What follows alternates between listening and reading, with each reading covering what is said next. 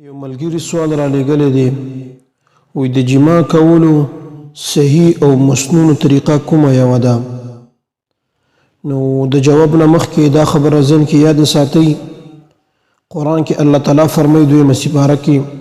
فأتوا حرثکم انا شئتم الله فرمایي تاسو راتګ کوئ خپل فصل ته انا شئتم چې څه رقم ته ستاسو خوښه وي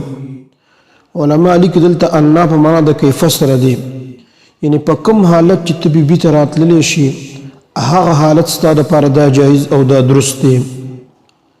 نو په دې آیات مبارکه کې ټولې هغه خبرې حل شولې چې انسان یې غواړي چې لکه زه کوروالی کوم که په ناستې کوم که په ولاړی کوم که په ډډه باندې کوم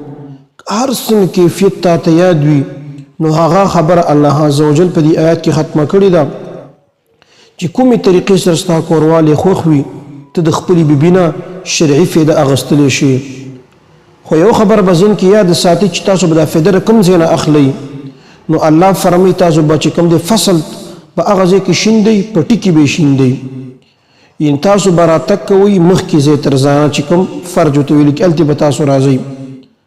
او وروستو ځای ته به راتګ نه کوئ ځکه نبي کریم صلی الله علیه وسلم فرمایي من اتا امرأة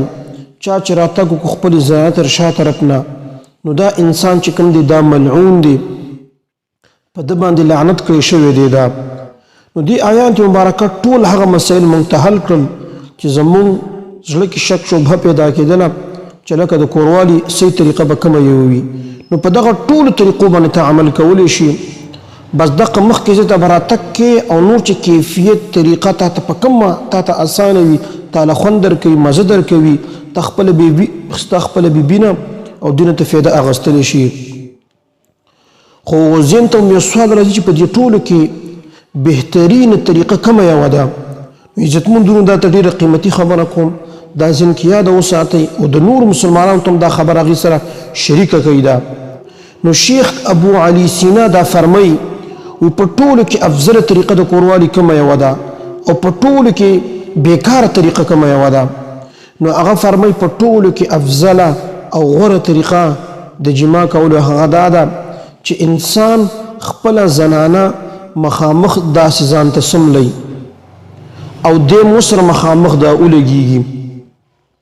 وی په دې کې فایده دا ده چې د انسان مخامخ ټول بدن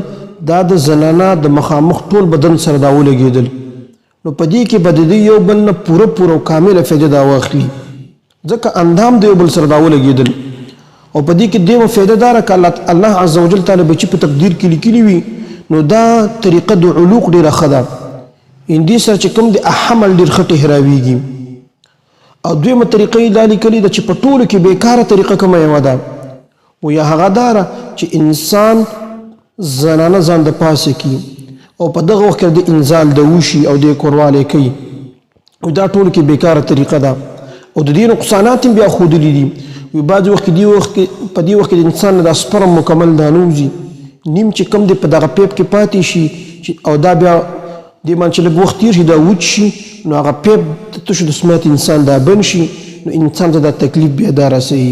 نو فلهذا ټولو کې افضله او غوره طریقه د جما داره چې انسان خپله بیبي مخامخ ځان ته سملی او دې پې د پاسه شي او په دې طریقې سره د خپل شرعي حاجت دا پوره کړي نو دا ټولو کې بهترینه طریقه ده او نور چې هر کیفیت باندې ته خپلې ځانان ته راځي نو ځای به دې یو وي او نور که کوم طرف نه هم ته راځي نو ستا ته دا جایز وي ده نو زما د اسلام عزتمند ورونو دا خبر خپله هم یاد ساتئ نور چې څومره مسلمانان وي هغه دې خبرې نه چې کوم دی خبر کوي او صدقې جاریه په طور باندې دا کلیف د هغې سره هم شیر کوي